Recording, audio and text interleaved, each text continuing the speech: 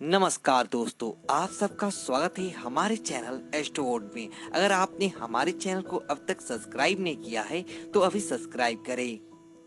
भगवान लक्ष्मी नारायण का भरपूर आशीर्वाद आपके जीवन पर सदैव बना रहे। हमारे जीवन में कुछ ऐसी कमियां रह जाती है जिसके कारण हम आगे नहीं बढ़ पाते।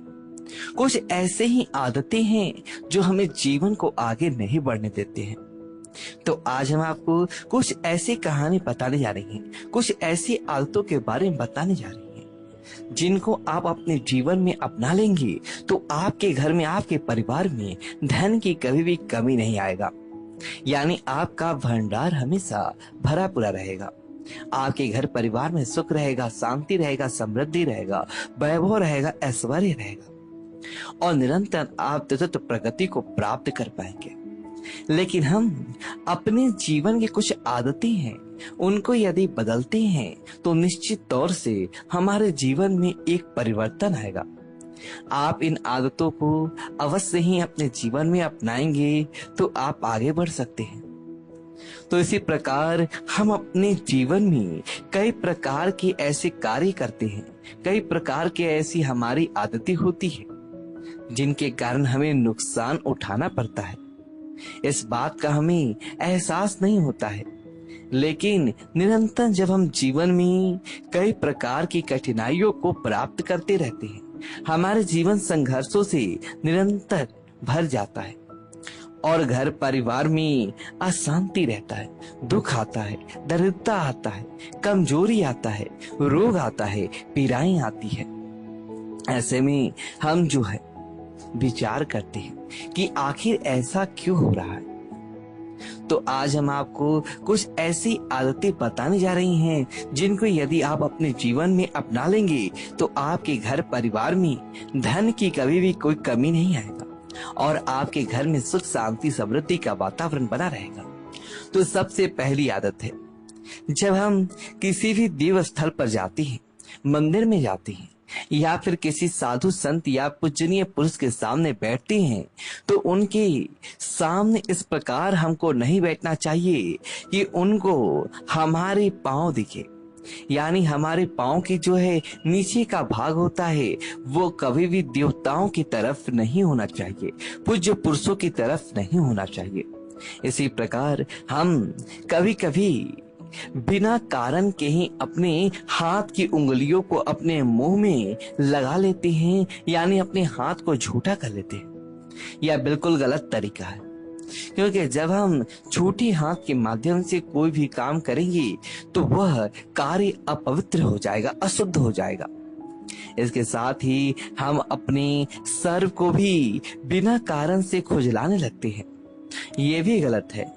वैसे तो कहा गया है कि जब हम पूजा पाठ करते हैं, साधना करते हैं, आराधना करते हैं, ऐसी स्थिति में यदि हमको सिर के अंदर खुजली चले तो खुजाने के बाद में हाथ को धोना चाहिए। वहीं यदि हमारा हाथ अपने मुंह से स्पर्श हो जाए या मुंह में लग जाए, ऐसी स्थिति में भी हमको हाथ धोकर ही अगला काम करना चाहिए, अन्यथा हम अपवित्र माने जाएंगे। इसके बाद सबसे गंदी और खराब आदत आप सब लोगों की यह होता है कि अकारण इधर उधर थूकते रहते हैं। बिना कारण से भी वह थूकते रहते हैं। पान या गुटखा चबाते हैं, उसके बाद थूकते हैं तो वह एक अलग बात है, लेकिन बिना कारण के ही कई लोग इधर उधर थूकते रहते हैं। यह बहुत गंदा और गलत तरीका है।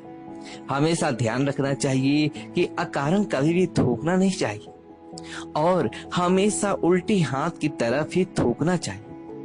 जो मनुष्य अपने सीधे हाथ की तरफ थूकता है उसके घर से लक्ष्मी हमेशा हमेशा के लिए चली जाती है। इसलिए यदि आप अपने घर में लक्ष्मी का आगमन चाहते हैं, धन की प्राप्ति चाहते हैं, तो अकारण और इधर उधर नहीं थूकना चाहिए। निर्धारित स्थान पर ही हमको थूकना चाहिए और हमेशा उल्टे हाथ की तरफ ही हमको थूकना चाहिए।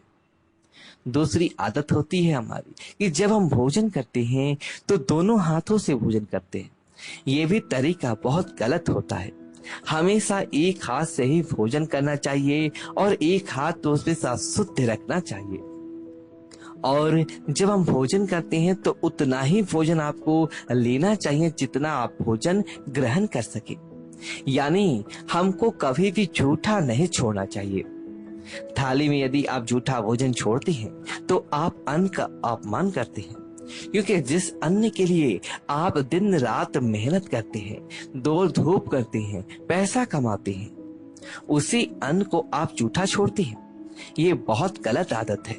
यदि आप ऐसा करेंगे तो आपके घर में देवी देवताओं का आगमन नहीं होगा, महालक्ष्मी आपसे नाराज हो जाएगी। इसलिए कभी भी थाली के अंदर झूठा नहीं छोड़ना चाहिए और हमेशा ध्यान रखना चाहिए कि जिस थाली में हम भोजन करते हैं उसमें हाथ नहीं धोना चाहिए। बाहर अन्य स्थान पर ही हमें हाथ धोना चाहिए, क्योंकि देवों को जो देवम आदित्य, अन्य को देवता माना गया है। इसलिए हमको उनका अपमान कभी भी नहीं करना चाहिए। उनका जब हम सम्मान करेंगे तो हमारा सम्मान बढ़ेगा। जो मनुष्य अन्न का अपमान करते हैं उनका अपमान जीवन में होता है और उनका सम्मान धीरे धीरे समाप्त होने लगता है। तो इसलिए आप कभी भी अपनी थाली में झूठा ना छोड़ें। जितना भोजन आपको ग्रहण करना है, जितना आपको अपने स्वीकार करना है, उतना ही भोजन आपको थाली में लेना चाहिए और पूरा भोजन समाप्त करके ही हाथ धोना चाहिए और हाथ हमेशा बाहर ही धोना चाहिए। अगला कार्य है, यदि हमारे घर पर कोई भी अतिथि आता है, याचक आता है, तो उसे कुछ न कुछ खिलाना पिलाना अवश्य चाहिए। चाहे तो आप भोजन करवा सकते हैं, स्वल्प आहार खा सकते हैं, या नाश्ता करवा सकते हैं, या कुछ भी उसको खिला पिला सकते हैं। यदि आपके घर में कुछ और नहीं है तो शुद्ध जल उनको जरूर पिलाना चाहिए। यदि आप अतिथि को शुद्ध जल पिला देंगे तो अतिथि का सत्कार हो जाएगा और अतिथि हमेशा देवता के बराबर माना गया है।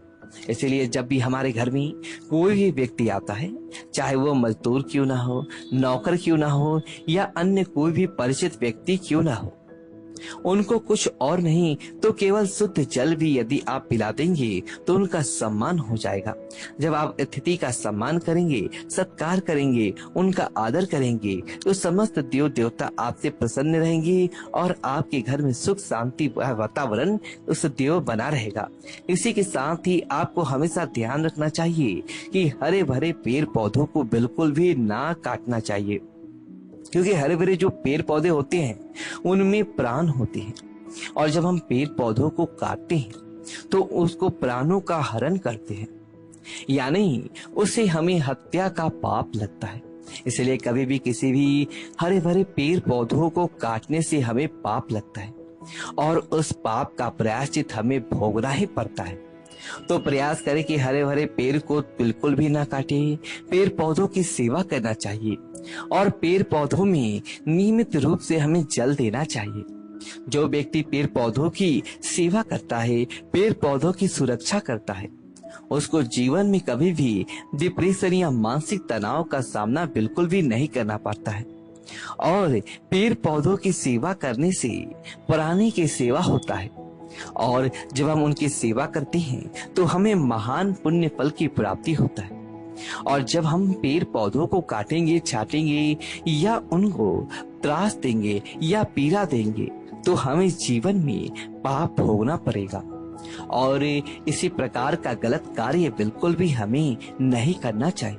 इसी पर बल्ला कार्य है, जब हम कहीं बाहर से आते हैं अपने घर पर तो अपने मोजे और जूते इधर उधर उतार कर फेंक देते हैं, क्योंकि जब हम मोजे या जूते व्यवस्थित स्थान पर नहीं रखेंगे, इधर उधर फेंक देंगे तो हमारे राहु और शनि हमसे कुटित हो जाएंगे, यानी राहु और शनि हमारे खराब हो जाएंगे। ऐसी स्थिति में हमें शत्रुओं का सामना करना पड़ेगा और यानी हमें शत्रु बन जाएंगे, हमारे रोग बन जाएंगे, हमारे घर में मानसिक अशांति निरंतर बनता जाएगा। इसलिए जब आप कभी भी कहीं भी बाहर से आते हैं तो अपने मोजे और जूते निर्धारित स्थान पर शुद्ध अवस्थित आपको रखना चाहिए। अगला कार्य है, जब हम बिस्तर से सुबह उठते हैं तो हमारी जो रजाई होता है या कंबल होता है उसको फैलाकर छोड़कर ही हम चल देते हैं। यह बिल्कुल गलत तरीका है। ऐसे में हमारे नवग्रह आपसे कुटित हो जाते हैं, क्योंकि जिन बिस्तर का आपने सम्मान किया है, पूरी रात जिनके ऊपर आप सोए हैं, शांति और चैन की नींद जिस बिस्तरों के माध्यम से आपको प्राप्त हुआ है, उनका अनादर करके, उनका पहला का पहला छोड़ करके ही आप जल देते हैं। ये बिल्कुल गलत तरीका है। कभी भी अपने बिस्तर को, चादर को, कंबल को फैला हुआ छोड़ करके नहीं जाना चाहिए। उठने के तत्काल बाद उनकी खड़ी करके उनको व्यवस्थित रखने के बाद ही बिस्तर को छोड़ना चाहिए। यदि आप ऐसा करेंगे तो नवग्रह आपसे प्रसन्न रहेंगे और आपके मन में सकारात्मक ऊर्जा का संचार निरंतर होता रहेगा। इसके साथ ही जब कहीं आप बाहर जाते हैं और वापस हम अपने घर में, अपने निवास स्थान पर आते हैं, तो खाली हाथ ही हम आ जाते हैं।